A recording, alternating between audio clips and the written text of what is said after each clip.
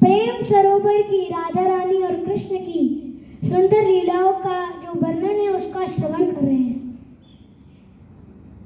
और मैं अपने गुरुदेव को प्रणाम करता हूँ। I offer my respectful obeisances unto His Holiness Bhakti Ashraya Prashna Swami Maharaj की। I offer my respectful obeisances unto His Divine Grace A C Bhaktidan स्वामी श्रील प्रभुपाद की। क्योंकि आज हम उन्हीं की कृपा से आज बरसाने तक आ पाए और हम प्रेम सरोवर में हैं। प्रेम सरोवर की बड़ी ही सुंदर कथा आती है।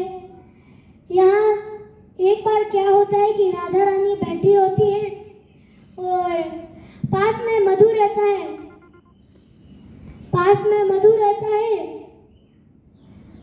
तो उन्होंने कहा, मधुमक्खी थी, तो राधा रानी के पास भिन भिन जो उसकी आवाज होती है वो कर रही थी। तो उन्होंने कहा कि इस मधुमक्खी को यहाँ से भगा के आओ, दूर भगा के आओ। तो एक ग्वाला था, उन्होंने उस मधुमक्खी को भगा के लेके गए, दूर भगा दिया। फिर आके उन्होंने कहा राधा रानी से कि मधु भाग गया। तो एक भगवान श्री कृष्ण का नाम मधु भी है, कृष्ण का नाम एक मधु है। तो राधा रानी को लगा कि मेरे जो प्राणदान कृष्ण है वो उनको मतलब वो चले गए, उनको भगा दिया है। मधु नाम के राक्षस को मारा था, इसलिए भगवान का एक नाम पड़ता है मधुसूदन।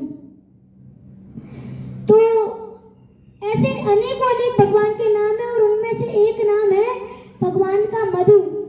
तो राधा रानी ज्यादातर जानती थी कि मेरे जो कृष्ण है वो मधु है। और मधु का अर्थ भी क्या होता है? शहद। तो भगवान कृष्ण का जो रूप है, उनकी जो सुंदरता है उसका हम वर्णन ही नहीं कर सकते। क्यों? क्योंकि ये श्रीमद् भागवतम में सभी गोपियां और श्रीमती राधा रानी कर रही है। बरहा पीड़म नटवर बपुः कर्णयो कर्णिकारम बिभ्रत भास कनक कपिशम वैजयंतीम च मालाम रंजान वेणुधर सुदया पूरयन् गोप वृंदे वृंदावन रण्य सुपद रमण प्राविशत गीत कीर्ति। भगवान के रूप, भगवान के सौंदर्य का क्या ही कहना।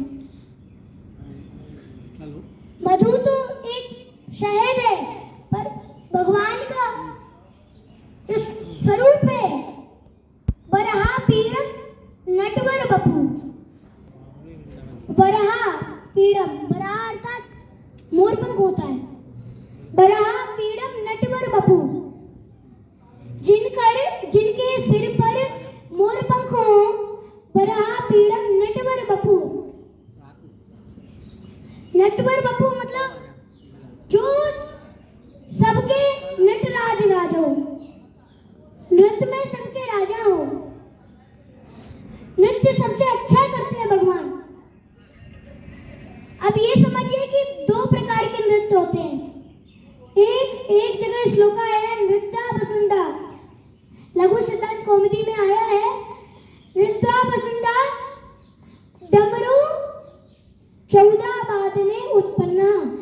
तो लघु सिद्धांत कौमुदी में आया है नृत्या, शिव जी का नाम आया है। और डमरू कौन बजाते हैं? शिव जी बजाते हैं। तो शिव जी ने जब तांडव किया था, तांडव के समय एक होता है नृत्य और एक होता है नृत्या। नृत्य अर्थात होता है कि तांडव, यहाँ से उधर, उधर से इधर पैर रखना, यहाँ से जो भी शिव जी का तांडव वो नृत्य है।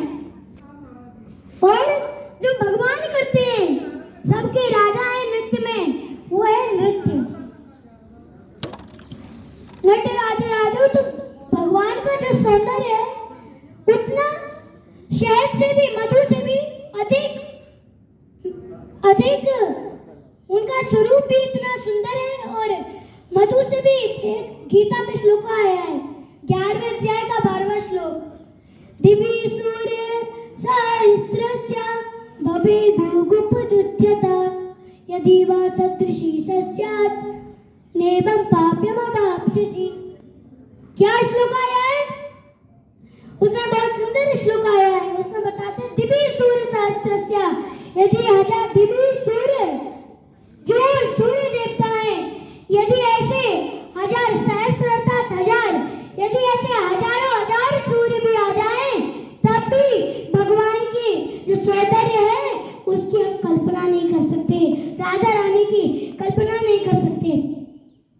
तो जब उनको पता चला कि मधु चले गए, मधु उनके लिए, ग्वाला के लिए तो पता था कि मधु अर्थात मधुमक्खी चली गई है, भगा दिया उसको। पर राधा रानी को लगा कि मेरे कृष्ण, मेरे प्राणधन मेरे से दूर चले गए हैं, इसलिए उन्होंने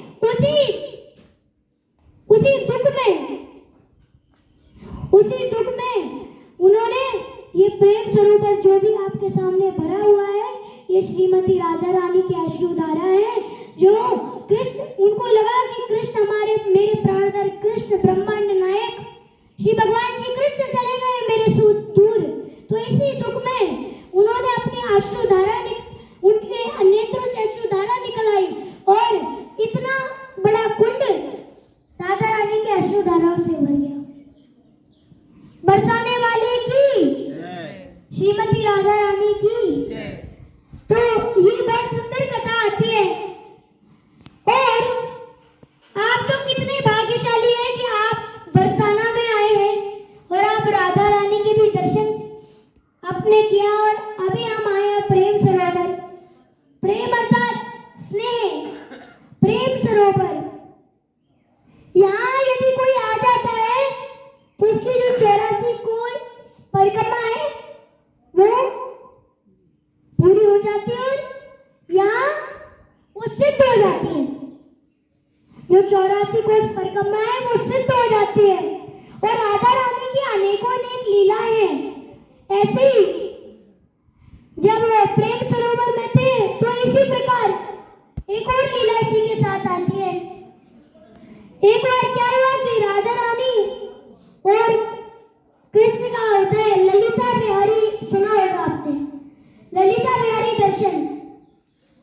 तो एक दिन क्या हुआ कि नारद जी ने बोला कि मुझे तो ललिता बिहारी के दर्शन करने हैं। अब कृष्ण को तो पता था कि नारद जी का तो काम ही यही है कि यहाँ से वहां बताना, वहां से यहाँ लड़ाई करवाना। अब नारद, भगवान कृष्ण एक बार बोले अपने श्रीमती राधा रानी से कि आप नारद से दूर रहा करो, वो कभी ना कभी आपको उल्टा सीधा बताकर आपको धोखा दे देगा। जब ऐसे बोला तो राधा रानी ने कहा नहीं, ऐसा वो कभी करते ही हो ही नहीं सकता, वो तो बहुत अच्छे भक्त हैं, मेरे से कभी झूठ बोलते ही नहीं, मेरे साथ कभी ऐसा काम करते ही नहीं। भगवान ने कहा कि पर बचकर रहना। एक दिन क्या हुआ कि नारद मुनि ने कहा कि ललिता बिहारी के दर्शन करने हैं। तो सभी गोपियों ने और नारद जी ने जबरदस्ती कहकर बिठा दिया, पर ललिता सखी ने कहा मैं नहीं बैठ सकती, राधा रानी की प्लेस है। तो सभी गोपियों ने और नारद जी ने उनको बैठा दिया कृष्ण के साथ झूलन पर और उनको झूला झुलाने लगे। फिर नारद मुनि नारायण नारायण कर कर पहुंचे राधा रानी के पास। उन्होंने कहा आज पता चल गया तुम्हारा कृष्ण कितना छलिया है, देखो वहां ललिता सखी के साथ झूला झूल रहा है। जब ऐसे कहा तो राधा रानी गई। राधा रानी ने कहा अच्छा, मैं तो तुम्हें इतना अच्छा समझती थी, पर तुम तो ललिता के साथ बैठी। और ललिता को जब देखा तो ललिता कहती है मैंने नहीं किया, ये सब गोपियों ने किया है, ये मेरे को जबरदस्ती बिठाला है। तो उन्होंने कृष्ण से कहा कि तुम इतने बदल गए। तो इसी प्रकार वार्ता आती है इसमें शुक और सारी की। इसमें ये वार्ता आती है, शुक बोले अमर कृष्ण वंशी करेगा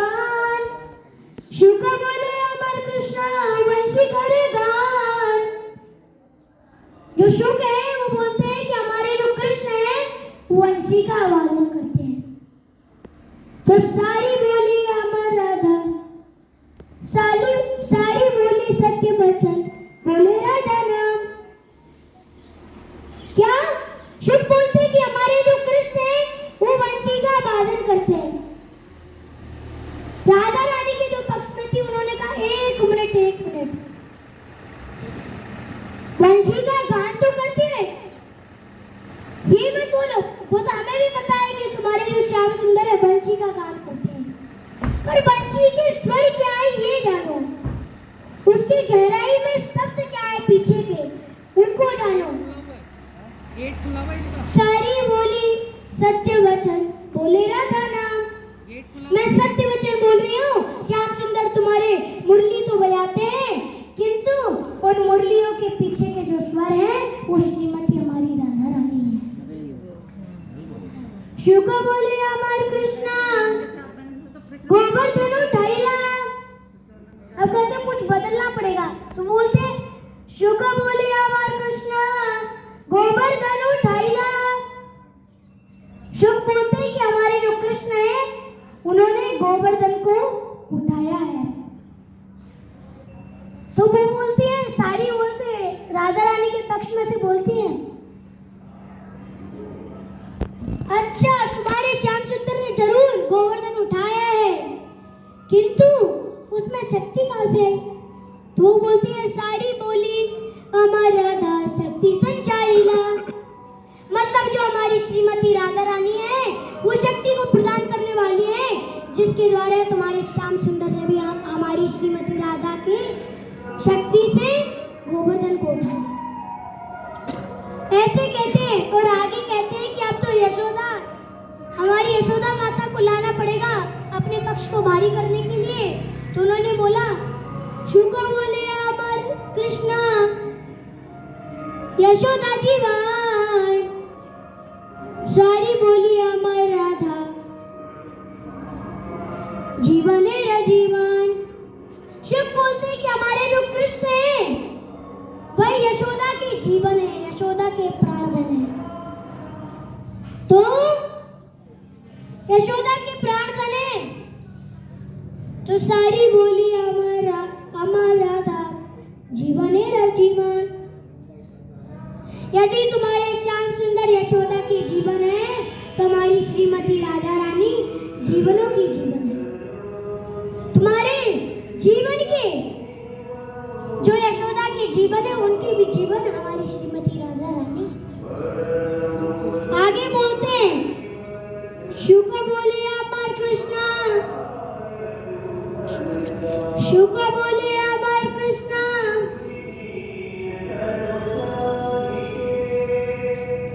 जगत तेरा गुरु।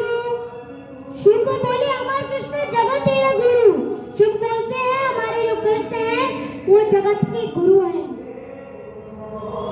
सारी बोली अमर राधा वांछा कल्पतरु, तो सारी बोलती है भले ही तुम्हारे कृष्ण श्याम सुंदर जगत के गुरु हैं, किंतु हमारी जो राधा है वो वांछा की कल्पतरु है, जिनकी वांछा कल्पतरु वृक्ष की, जिनकी वजह से तुम्हारे श्याम सुंदर भी जगत के गुरु बन गए।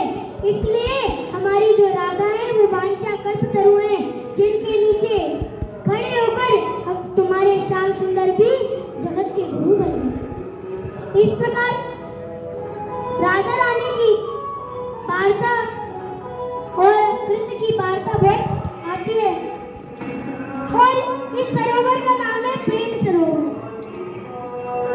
राधा रानी ने इसने में भगवान के लिए रोया था। राधा रानी के अंदर तो प्रेम था। यदि प्रेम प्राप्त करना है तो हमें प्रेम सरोवर है, प्रेम हमें कहां से मिलेगा अब ये जानना पड़ेगा। हम तो प्रेम सरोवर पे है, तुम कैसे आप काम करो, कैसे कार्य करो, तब आप जा पाओ प्रेम तक। हम कैसे पहुंचेंगे? तो बता रही है भक्ति रसावित सिंधु, क्या बता रही? आदौ श्रद्धा तथा साधु संगो भजन क्रिया ततो अनर्थ निवृत्ति। इसमें बताते हैं, क्या बताते हैं? आदौ श्रद्धा, पहले तो हमें श्रद्धा होनी चाहिए, फेथ होना चाहिए। अगर हमारे अंदर श्रद्धा ही नहीं होगी कौन से भगवान? कहाँ के भगवान? क्या भगवान? जब तक हमारे अंदर फेथ नहीं होगा, हमारे अंदर श्रद्धा नहीं होगी जानने की, तब तक हमें प्रेम नहीं हो सकता। तो पहले क्या आना चाहिए? हमारे अंदर फेथ आना चाहिए, श्रद्धा होनी चाहिए। श्रद्धा किसमें थी? श्रद्धा